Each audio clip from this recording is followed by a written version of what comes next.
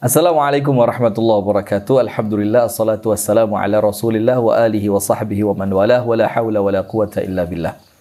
Pemirsa The Show spesial yang kami hormati dan kami cintai, kembali kita akan melanjutkan perbincangan kita bersama Al-Ustadz Abu Hilal Al-Hamdani hafizahullahu ta'ala tentang pengaruh gangguan jin pada keretakan rumah tangga. Begitu Ustaz ya? Ya, bukan cuma retak Ustaz ya? Ya. Bisa udah sampai pecah, berantakan. Nah, pada bagian yang pertama, alhamdulillah beliau telah menjelaskan dengan singkat, tapi singkatnya pun panjang. Bagaimana sebab-sebab yang menjadikan jin itu punya peluang untuk merusak rumah tangga kita.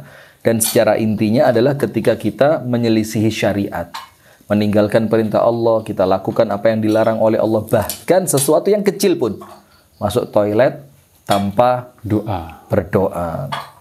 Nah, maka sekarang pada bagian yang kedua pemirsa, kembali kami akan berbincang bersama Al-Ustadz Abu Hilal Al-Hamdani hafizahullahu ta'ala tentang ciri-ciri. Nah, ini penting ini. Ciri-ciri seorang suami atau istri di dalam rumah tangga itu yang mereka terkena gangguan dari bangsa jin, yang menjadikan rumah tangga mereka itu mengarah pada kehancuran.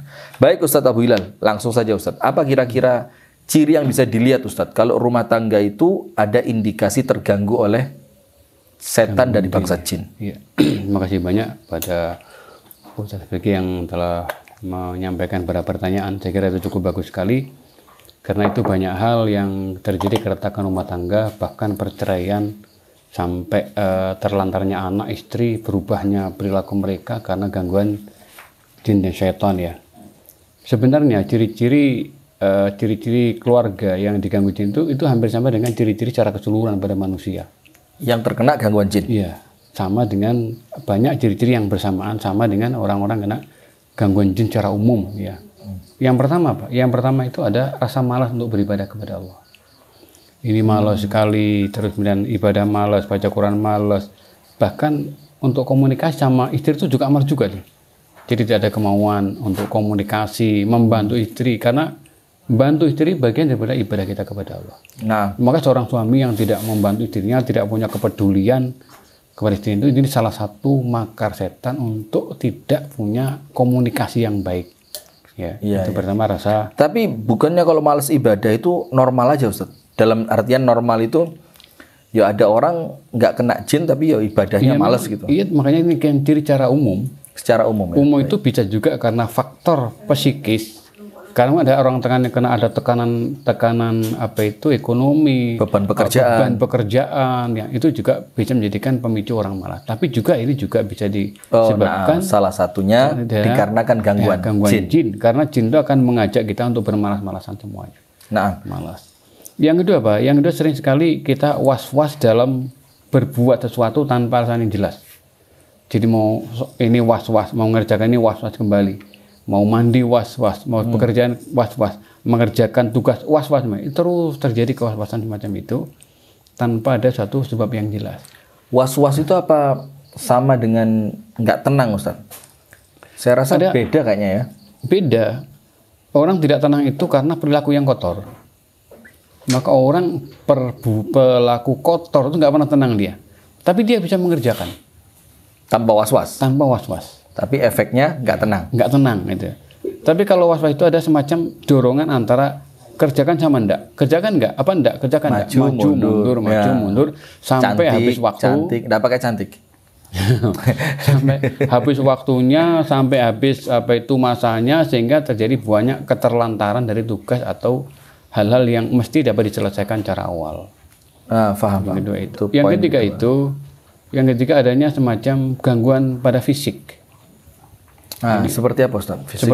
Seperti pusing di bagian kepala bagian belakang. Kalau kita sudah banget ini. Jadi begini, pusing itu kan ada beberapa sebab ya. Jadi kalau kita pusing kepala kita itu, kalau pusing itu antara sebelah kanan sama kiri ini biasanya dipicu oleh mungkin kurang nutrisi atau kurang air. Asupannya gizi kurang. Tapi kalau pusingnya dari depan sini, pusing itu karena mungkin kecapean, mata lelah. Ya, Mungkin dipakai karena sujud itu kayak berat gitu, berat berkunang-kunang mata ya. Itu mungkin matikan gadget, matikan TV, matikan laptop, Fokus istirahat. Yang ketiga, itu sering pusing kepala bagian belakang, sama di pundak sini.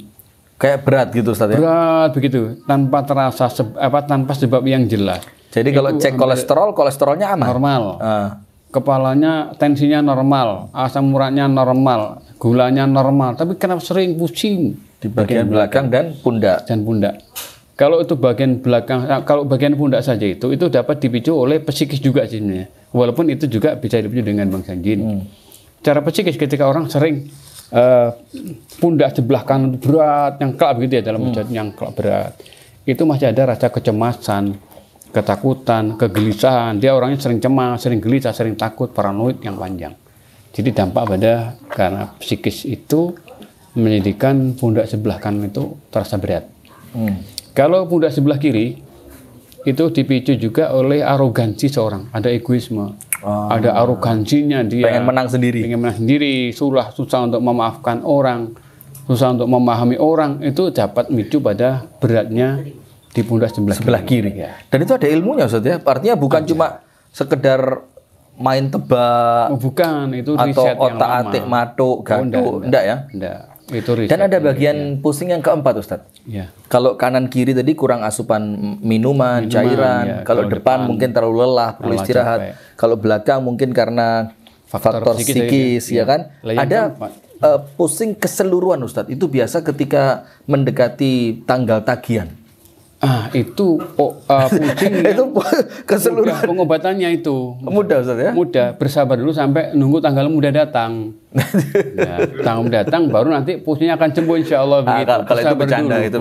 Sekarang serius Ustadz, lanjut Ustadz. Yang keempat, gangguan jin itu akan berpengaruh kepada ini. Iya, pusing kepala bagian belakang. Kalau itu sering terjadi tanpa sebab yang jelas dan itu terulang-ulang hampir tiap hari, itu hampir dipastikan saja itu ada gangguan di situ. Walaupun juga banyak kebersamaan dengan faktor-faktor yang lain. Iya. Yang juga ada keberatan berat itu di bagian punggung. Kenapa sih kok jin setan itu kok milih ini bagian punggung? Ini kan miliaran saraf itu Di belakang ya. ini sarafnya banyak. Jadi kalau ini diganggu dimasukin sama setan itu, jin masuk ke tubuh seorang, menjadikan apa? Orangnya itu tidak mau aktif gitu. Jadi orangnya pasif, inginnya tuh duduk, males, tidak mau bergerak. gitu, sampai tiduran. Kalau orang Arab bilang khumul. Gitu. Khumul. Bukan kaslan, tapi khumul. Jadi kalau kaslan itu kan males. Kalau khumul itu badannya nggak mau diajak gerak. Nggak mau diajak gerak. Iya. Kalau bahasa kita tuh mager. Malas gerak. Atau mungkin dampaknya itu khumul itu kalau baca itu kumel, baju yang sudah kumel sudah ya. Itu. Kemudian dia tidak suka dengan tampilan yang rapi, tidak menyisir rambutnya, tampilannya kotor, dia itu susah mandi, tidak mau berdandan, tidak mau menggunakan baju yang rapi, rumahnya kotor, itu khumul. Itu murni gangguan jin. Ya, khumul itu perkara yang sangat disukai sama jin. Maka rumahnya kotor, debunya banyak, semuanya berantakan. Dan dia nyaman dengan kotor nyaman dengan kekotoran, nyaman dengan kekhumulan seorang diri itu. Iya. Kemudian yang berikutnya itu adanya semacam dorongan yang kuat untuk berbuat dosa. Nah ini. Contohnya begini ya, dosa itu kadang kita sama istri tidak punya niat sama sekali, tidak punya mood lah. Padahal istrinya itu kelihatan suaminya ganteng, ini cantik, molek ya. Banyak orang yang di luar tertarik betapa bahagianya punya istri seperti itu ya, punya suami ganteng. Tapi nggak ada mood sama sekali. Nggak ada getaran untuk itu. Kemudian apa itu ya? Kita itu tidak ada. Sehingga dia tidak tertarik, lebih suka dia menonton film porno daripada berhubungan sama dia sendiri. Lebih tertarik pada sesuatu yang tidak menarik. Yang sebenarnya itu nggak bisa dinikmati. Kenapa sih begitu? Itu untuk mengalihkan supaya ada keretakan rumah tangga itu semakin hancur ke depan. Jadi artinya dorongan ke arah kemaksiatan itu memang diarahkan oleh setan, agar rumah tangganya semakin renggang, hancur gitu loh, akan jadi arahnya ke sana, arahnya ke sana. Cuma ini kan setan kan cerdik banget ya, bagaimana caranya untuk menipu manusia dengan cara-cara yang sangat halus, sangat lembut. Maka dengan begitu ketika seorang suami itu sudah dia lebih suka untuk apa? Untuk nonton film porno, melihat tampilan-tampilan gambar. Begitu waktunya habis ke sana, sementara kewajiban ke istrinya diabaikan sama dia. Lah mulai timbul semacam kejenuhan, mulai timbul semacam istri itu tidak nyaman dengan suami. Akhirnya istri mencari kepuasan sendiri dengan pegang HP, suaminya pegang HP, komennya ke sana, akhirnya terjadilah hal-hal yang tidak diinginkan. Akhirnya yang istri juga punya pasangan di luar sana, sementara suami juga punya pasangan di luar sana, sehingga rumah tangga itu hanya semacam gambar saja tampil, tapi sudah hancur dalamnya. Jadi secara zahir, ya, nampaknya mereka masih bersatu dalam ikatan rumah tangga. Tapi secara emosional, secara batin udah hancur itu rumah tangga.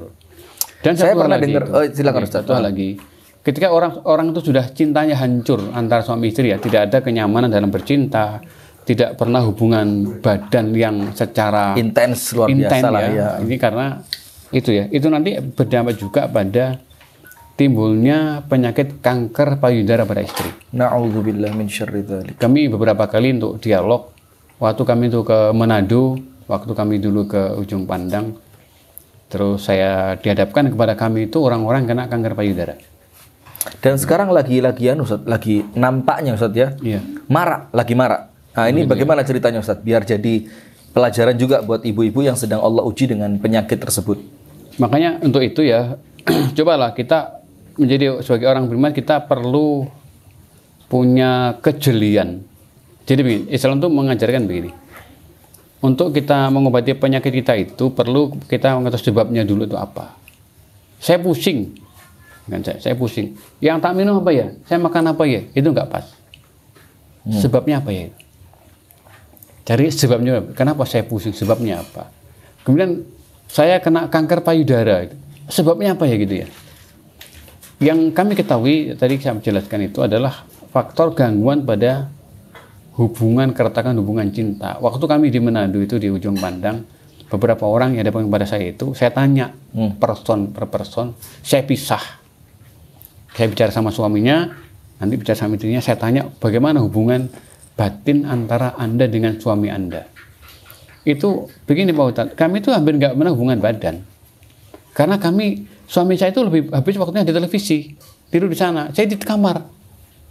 Kami jarang komunikasi, kami jarang hubungan badan, karena saya nggak tertarik sama suami. Suami juga begitu.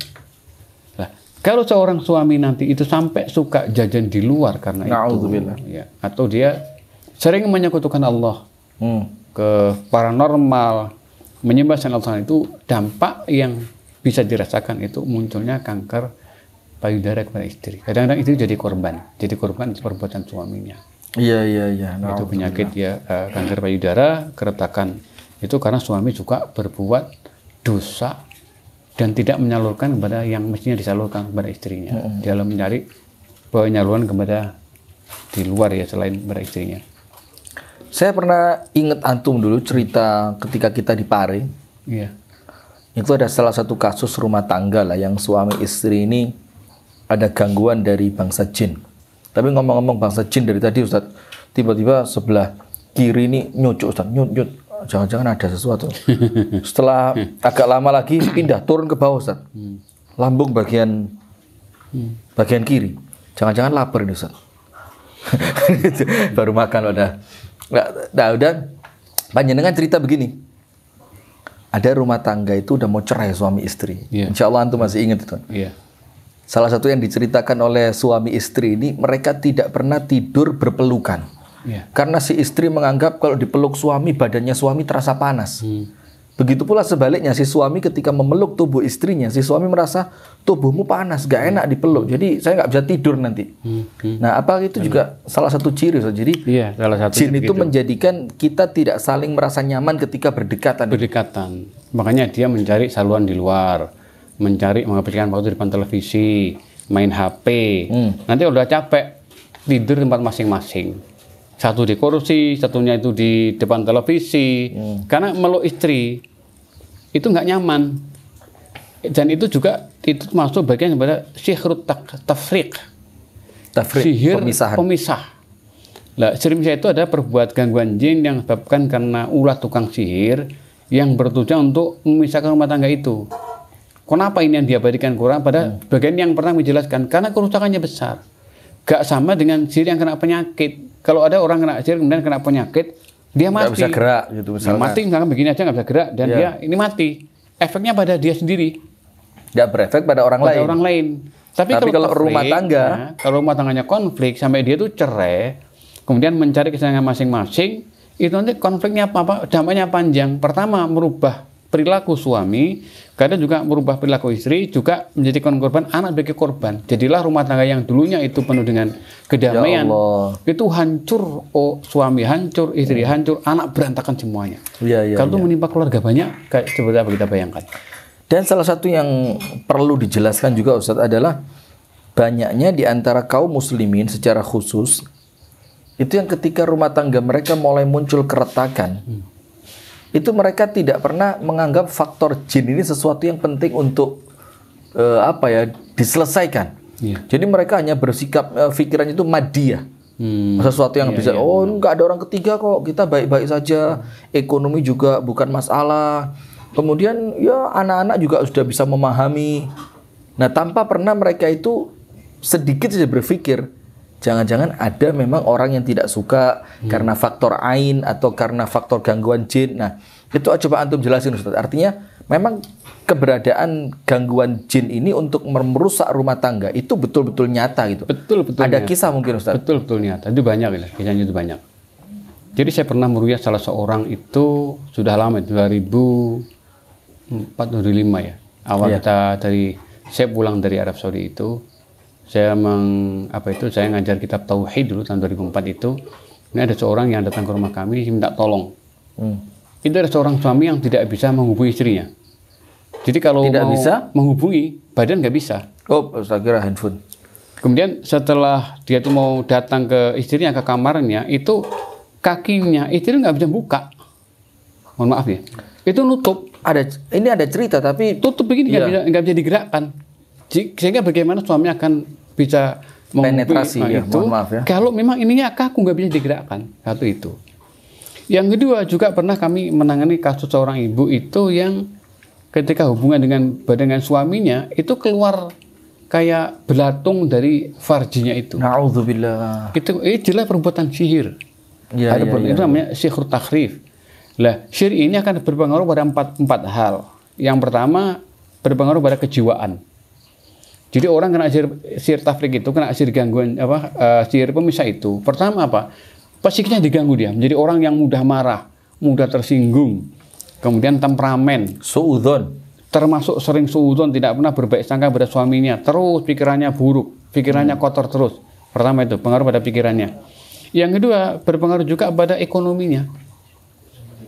Usaha itu bangkrut terus, jualan bangkrut, kemudian bisnis ternak bangkrut, mati semuanya. Tani peternak, berdagang, semuanya bangkrut semuanya. Bisnisnya bangkrut semuanya. Pertama, yang kedua itu. Yang ketiga, merusak badan. Itu sakit yang terus-menerus, nggak ada sembuh-sembuhnya. Akhirnya malah nggak terawat. Nggak terawat. Jadi ketika sakit sudah menimpa sihir pada tubuh rumah seorang itu, seorang suami tidak bisa melayani istrinya atau istri tidak bisa melayani suaminya. Yang keempat, pada hartanya. Hartanya diorat-arit sama syaitan. Sehingga usaha dulu yang menjadi orang kaya bangkrut total tanah sebab yang jelas. Tapi kalau kita mau bicarakan secara teori manusiawi, sangat pas yang panjenengan bilang, karena ketika yang pertama diserang psikisnya, maka tentu usahanya dia nggak akan fokus kan di sana. Nggak fokus. Sesuatu kalau nggak fokus ya rusak. Kemudian tubuh pun kalau kita udah pikiran rusak, tubuh nggak terurus. Yang terakhir dia akan susah untuk mengembangkan hartanya. Dan sejahat itu ya dia yang rusak. Jadi sampai keluar belatung dari kemaluannya. Saya pernah meruqyah orang yang keluar belatung. Dia usia 37 tahun. Suaminya itu masih muda. Waktu kami ruqyah itu sampai mulutnya ini membuka begini. Jadi benar-benar keluar belatung Ustaz ya? Iya, keluar belatung dari farjinya itu. Terus bagaimana suami akan menghubungi kalau kan menjijikan itu? Tentu. Itu ada apa itu? Sampai dia berkali-kali ke paranormal, ke sana kemari untuk berobat. Tidak, Allah nggak berikan kesembuhan. Allah nggak ridho dengan cara itu. Mungkin cara yang nggak benar ya. Akhirnya ya qadarullah waktu itu kami masih baru mendalami dunia jin dan setan, kita baru meruqyah. Itu kami ruqyah, kami juga belum tahu kelanjutannya seperti apa. Kisahnya Seperti apa, tapi yang jelas orang ini setiap mau hubungan itu keluar belatung dari farjinya, jadi suaminya tidak mau. Kemudian begini Ustadz, ada satu cerita juga, antum juga yang ceritain. Ini di suatu daerah Ustadz ya, kita nggak nyebutin tempatnya lah, tapi insya Allah antum ingat. Ketika antum masuk ke rumahnya si ibu tadi, itu rak-rak buku di rumah itu bergetar. Krrrr. Iya, ya Allah. Dan kemudian si ibu ini ternyata sudah beberapa kali berganti suami karena terjadinya perceraian kan? Iya, betul. Setelah diruqyah ternyata keluar kalajengking dari kemaluannya. Iya, betul. Nah, itu bagaimana ceritanya? Itu ada 2 kasus itu. Sama seperti itu? Iya, ada 2 kasus. Enggak, ini kasus yang berbeda. Yang kasus satu itu memang ini rumah tangga yang retak ya. Kemudian kami ruqyah rumahnya, saya datang ke rumahnya beliau, rumahnya jauh itu. Di pesisir Jawa Timur sana jauh. Yeah. Itu begitu kami ruqyah itu dengan keluarganya, begitu dia selesai duduk sana, dia kan pingsan. Iya. Jadi kalau pingsan, setelah pingsan dia itu berdiri, pergi di tempat dia pingsan tadi itu, di tepat di arah farjinya itu keluar kalajengking yang warnanya hitam pekat. Saya seumur hidup baru melihat itu. Saya tidak pernah melihat kalajengking warnanya hitam pekat besar banget. Itu dari kemaluannya keluar. Kelihatan kok dari itu. Dari dalam itu kelihatan dia kan pingsan. Nah. Keluar tuh berjalan. Dan warnanya hitam pekat, bukan hijau. Kalau yang kalajengking yang di daun-daun yang kehijauan. Hitam tuh kecil segini, itu besar. Itu besar banget, kayak kalajengking tapi ketunggeng. Dan itu jelas gangguan jin Ustaz ya? Jelas itu jin sihir. Kalau begini Ustaz, terbayang orang lain ketika berhubungan suami istri. Jadi di hadapannya ada istrinya, di hadapannya ada suaminya, tapi ketika dia berhubungan suami istri yang terbayang itu bukan pasangan yang sedang dia gauli, tapi kemudian dia membayangkan seorang laki-laki yang mungkin ketemu sama dia di pasar tadi pagi, atau seorang perempuan yang kemudian dia lihat di kantor apa kemarin sore. Itu ada nggak Ustadz kira-kira arah ke sana dari gangguan jin itu? Banyak. Jadi begini, ini salah satu faktor, salah satu penyebab terjadinya sihir tafrik itu adalah seorang suami atau istri yang sering ketika hubungan itu membayangkan pasangan lain. Lah, ini kan nggak boleh. Lah, maksud saya beda Ustaz. Iya. Kalau itu kan dengan penuh kesadaran dia membayangkan orang lain. Yang itu justru memang sebab itu pemicu. Saya lihat. Tapi yang saya maksudkan di sini bukan si suami atau si istri dengan penuh kesadaran membayangkan orang lain seakan-akan yang dia gauli orang lain, tapi dia sudah berikhtiar, ini istri saya, ini suami saya. Ya, tapi kemudian diganggu, seakan-akan yang muncul di pikirannya itu orang lain. Oh iya, itu juga bisa juga begini. Saya juga belum tahu kasus yang sebenarnya kayak itu. Oh iya. Tapi saya pernah menangani salah seorang ibu rumah tangga. Waktu itu kan datang ke rumah kami, saya minta tolong, saya itu sakit.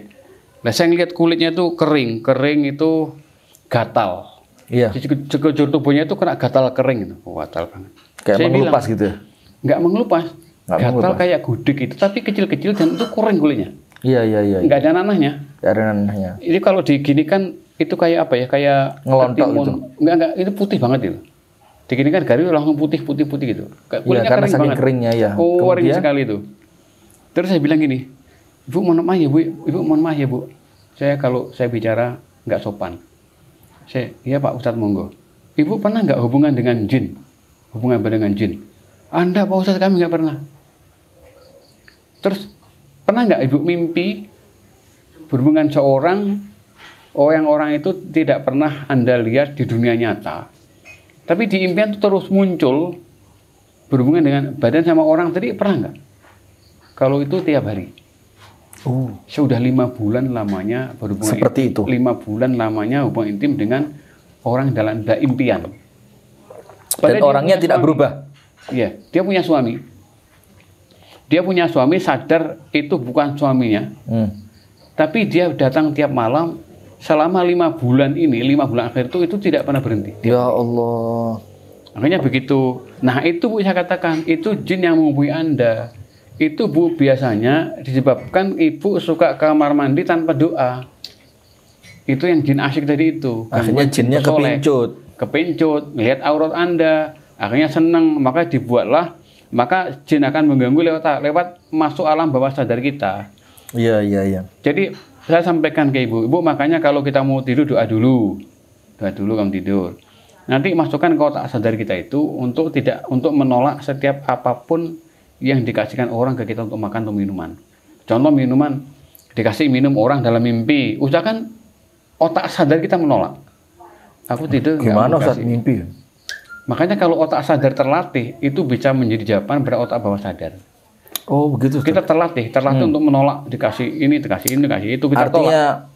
Melatih apa Ustaz? Melatih mendoktrin dalam pola pikir ketika sadar, bagaimana menguasai nafsu, menguasai kehendak. Kita, menguasai kesadaran kita itu. Kalau sudah begitu, nanti begitu di alam bawah sadar, itu kita bisa menolak. Ada kekuatan untuk itu. Kekuatan menolak, karena terlatih pada otak sadar kita itu. Nah, ibu tadi ngaku enggak kalau dia ke toilet jarang berdoa? Iya, ternyata iya. Yang kedua apa? Dia sering mimpi itu dikasih makan orang. Awalnya dikasih makan, diterima sama dia. Orangnya itu juga itu. Waduh, dalam mimpi ya? Dalam mimpi, dia kasih makanan, diterima, dimakan pernah sama dia. Dikasih dalam mimpi pernah. Minum, diterima sama dia. Dan yang terakhir kasih uang 50.000. Dia ingat, diterima sama dia. Nah, setelah itulah sering komunikasi. Muncul hubungan selama 5 bulan. 5 bulan tanpa henti. Dan saya tanya, ibu, yang menikmati enggak itu? Iya Ustaz, saya enak. Bahkan hubungan kami itu enaknya kenikmatan melebihi pada suami saya. Lebih nikmat daripada ketika saya dihubungi sama suami saya. Oh iya, serem sekali Ustaz ya? Ya banget gitu ya. Saya nggak sampai hati, sampai gimana ya? Akhirnya gini, udah gini aja Bu. Anda itu sekarang dikumpuli jin selama 5 bulan berturut-turut. Sebelumnya sudah berkali-kali ya kan? Iya Pak Ustaz. Itu hampir 2 tahun katanya. Cuma yang intens itu 5 bulan itu waktu dia datang ke rumah saya itu. Iya. Udah gini aja Bu, tolong didatangkan dong orang yang di mimpi itu hadirkan ke sini. Gimana Ustaz?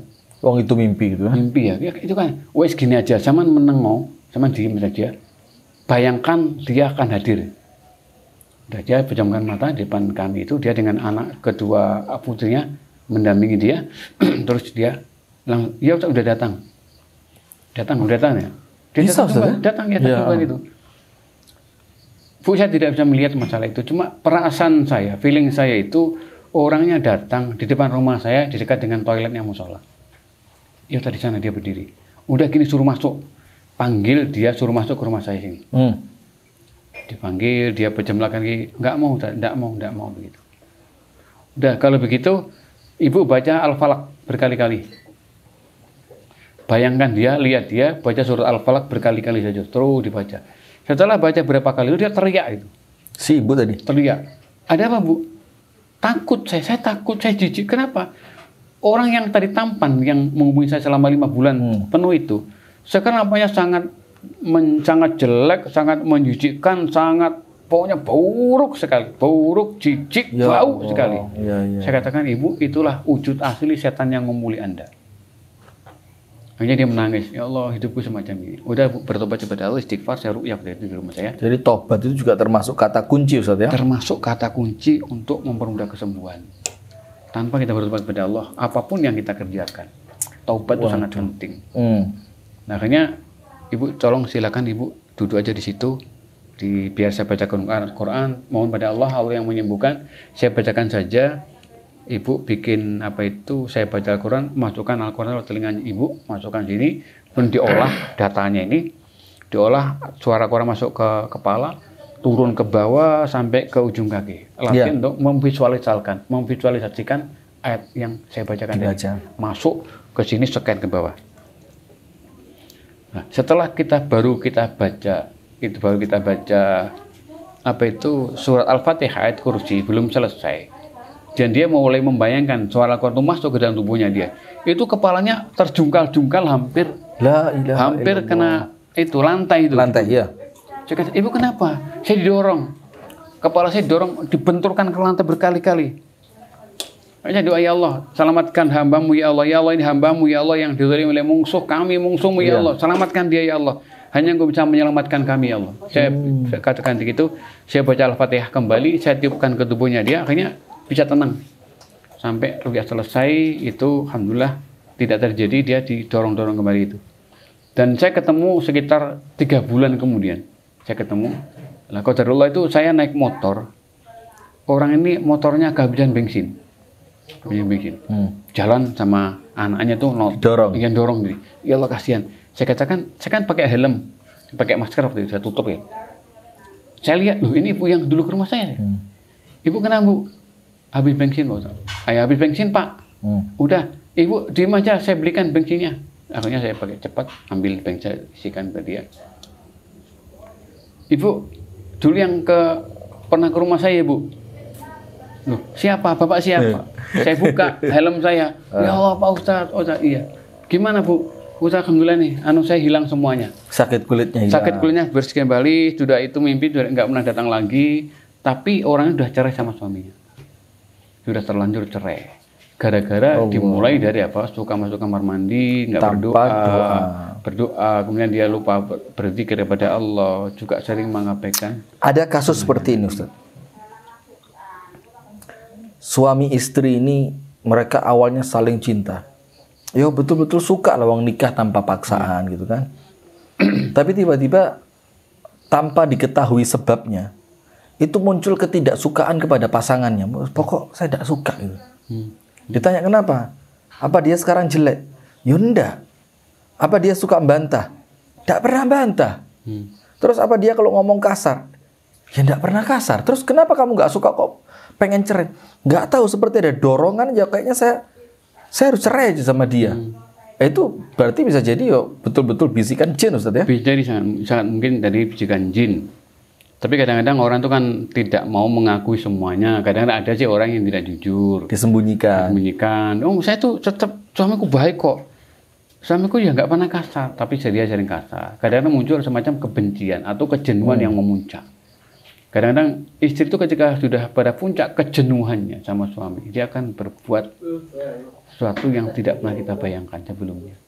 Karena kejenuhan yang bertumpuk-tumpuk, jenuh terus, dizolimi, dikasari. Kalau orang kejenuhan puncaknya, yang akan muncul kebencian. Sehingga semacam komunikasi nggak mau, dekat nggak mau, nggak nyaman. Mati rasa. Mati rasa. Walaupun dia tahu suaminya itu begini, suaminya gini. Itu salah satu pemicunya adalah psikis. Iya, iya. Terus kemudian ciri-ciri apa lagi Ustaz yang betul-betul artinya, kalau tadi kan ciri secara umum yang bisa jadi dialami oleh setiap orang yang terindikasi gangguan jin. Sekarang yang kayaknya hanya terjadi pada rumah tangga. Iya. Ada nggak sampai mempengaruhi masakan, mempengaruhi bau tubuh atau yang lain Ustaz? Iya, semuanya kan bisa masuk ke sana. Jadi tadi itu kan yang sangat dominan dari beberapa poin itu, yaitu ketidakmauan, ketidaksukaan istri atau suami kepada pasangannya. Iya. Itu sangat pokok enggan lah. Ya, enggan dengan tanpa sebab yang jelas. Iya. Kemudian juga kadang ada semacam jin merusak lewat tampilan. Jadi begini, misalkan gini, ini kasusnya banyak. Seorang suami itu masuk ke rumah istrinya, dia pulang. Begitu masuk, mengucapkan Assalamualaikum, datang ke rumahnya. Istrinya mengatakan Waalaikumsalam, biasa. Tapi akhirnya suaminya itu masuk saja. Seperti tidak ada apa-apa. Nah, akhirnya suaminya bilang, istrinya bilang, sudah jarang pulang itu nadanya marah-marah, wajahnya nggak nyaman. Istrinya bilang begitu. Loh, padahal wajahnya biasa aja mungkin. Wajahnya biasa itu. Wajahnya biasa. Itu banyak kasus wajahnya biasa aja. Loh, terus aku tuh nggak pernah.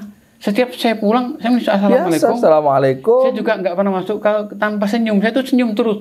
Saya senyum. Saya mengucapkan Assalamualaikum. Saya peluk Anda. Lah istrinya melihat suaminya wajahnya marah, kalimatnya kotor, padahal cuma. Dan kadang-kadang juga seorang suami istri memerintahkan istrinya itu, istrinya mengatakan iya. Suami dengannya tidak. Berkali-kali kamu saya suruh, kamu nggak bilang enggak. Setiap saya perintahkan sama mengatakan dia enggak mengerjakan. Padahal nggak ada itu. Tidak ada. Istrinya juga tidak mendengarkan kata-kata itu. Wah, aduh culas sekali jin ya. Jin, makanya inilah diperlukan kita harus sering tabayun sama istri. Komunikasi. Bilang begini, Sik Toma atau Bu atau apa ya yang ini berapa hari kok Saya gitu ya. Saiton. Ini berapa hari kok saya lihat sama kok tampilannya beda yo. Saya mengucapkan salam nggak pernah jawab. Wajah sama itu kayak orang murung. Mendingan. Saya perintah kok nggak pernah dikerjakan. Nah, nanti akan muncul jawaban. Nah, ada jawaban. Oh enggak, biasa aja. Ya. Baru mereka bisa antisipasi. Ada salah seorang, itu mohon maaf ya, ini terjadi pada diri kami sendiri. Nah, Saya berkali-kali diadu sama syaitan.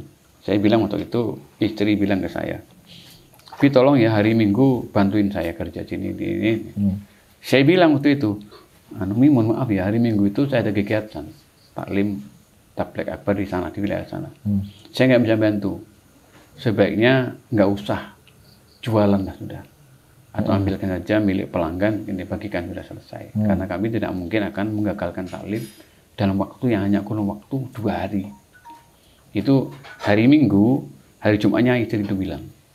Ya. Saya bilang apa? Saya tidak bisa, karena hari Minggu besok itu saya ada kegiatan di sebuah luar kota. Hari Minggunya istri itu marah-marah sama saya. Karena dia mau ada kegiatan pelatihan holistik. Ya, jam 8 malam itu, lu kok wajahnya kok istri kok berbeda, kok nggak seperti biasanya itu. Lu kok cemberut, kok diem, kenapa? Saya kan pulang duluan, saya sampai rumah kan sekitar jam 2 siang. Itu ada kegiatan sampai setelah Isya, habis Isya dia pulang nyampe rumah sekitar jam 8. Setelah itu saya tanya, "Mi, ada apa? Kok begini?" "Nggak ada apa-apa." "Lu nggak boleh begitu, bilang dong," saya bilang. Ya dia cerita, "Apa itu gimana sih?" "Gimana apa? Kemarin Jumat saya bilang, tolong hari Minggu saya dibantu ya, bisa ada kegiatan gini. Lah terus apa? Abi kan bilang iya, tak bantu. Kan begitu. Padahal antum ngomongnya nggak bisa. Nah, saya ngomongnya nggak bisa. Coba, ini kejadian yang real gitu, pada diri saya sendiri itu. Saya bilang, saya tidak bisa, saya ada kegiatan di luar kota. Jangan-jangan pernah masuk toilet tanpa doa tadi. Kalau ini kan dari domba kita, memang dari domba gitu ya. Jadi kadang-kadang istri itu mengatakan iya, suami bilang tidak. Kadang istri senyum, suami melihat. Jadi sampai seperti itu, dan itu kejadian yang menimpa kami sendiri. Itu berkali-kali diganggu di situ. Sekiranya Allah nggak memberikan pertolongan kepada kami, Allah nggak nolong dengan rahmatnya, dengan itu seperti apa? Kami udah marah sama istri, dia marah sama kami, pasti akan cekcok. Bahaya juga Ustaz ya. Akhirnya kami tabayun. Oh ternyata ini permasalahannya. Akhirnya kita peluk dia. Ya Allah, Mi, saya nggak pernah begitu. Demi Allah saya bilang, saya mengatakan begini. Enggak, Abi itu bilangnya begitu. Saya bilang, Abi bilang begini, saya gini. Nah sudah. Sekarang kalau faktor harta haram Ustaz. Oh iya. Harta haram ya kan. Misalkan dia bekerja di tempat-tempat yang oleh syariat dilarang. Dia bandar judi gitu kan. Atau dia rentenir yang minjemin orang duit, nanti baliknya nambah sekian persen, nganaknya duit itu kan.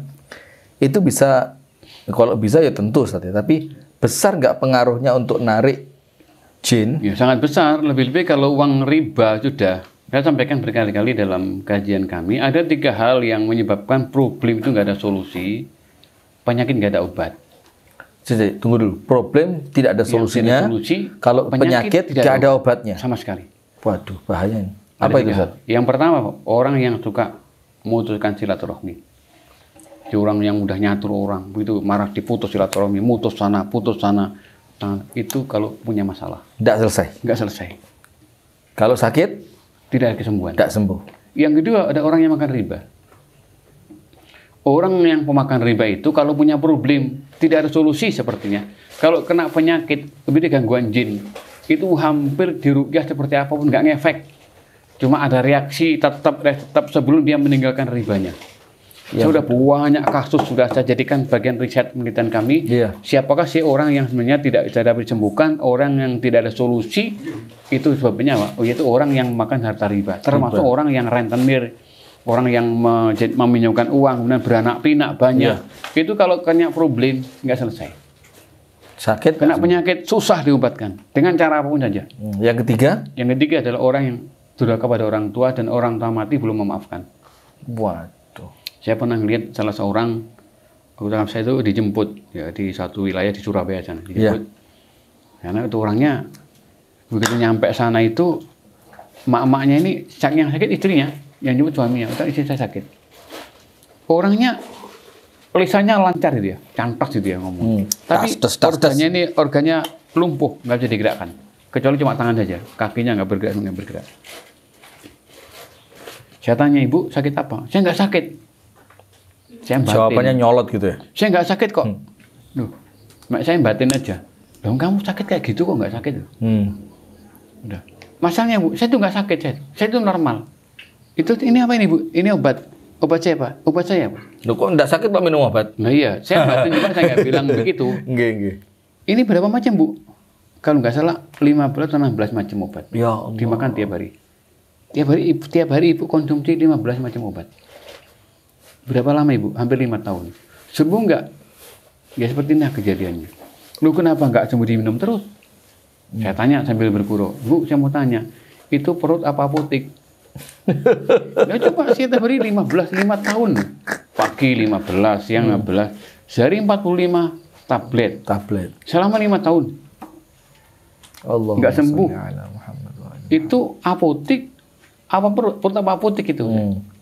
Akhirnya karena tidak mau buka suara penyakit apa sebabnya apa, kami kan nggak mengetahui sebabnya apa. Iya. Cuma kata dokter itu normal sebenarnya. Cuma karena hipertensi, stroke. Padahal sering tensi itu nggak besar, tensinya nggak tinggi begitu. Nggak terlalu tinggi. Nggak terlalu tinggi. Akhirnya saya minta, terus saya ambil kertas saya ambil ballpoint di tas kecil saya itu. Yeah. Ibu tolong tulis 3 alinea kalimat, Anda buat sendiri kalimatnya itu. Jangan bikin cerita atau cerita fiktif. Kancil mencuri ketimun, nggak usah. Saya udah paham cerita itu. Ibu tulis apa adanya juga. Tulis menurut pikiran ibu sendiri. Kalau ditulis itu, saya baca tulisannya 3 alinea nggak lengkap. Saya lihat, ibu punya marah sama siapa?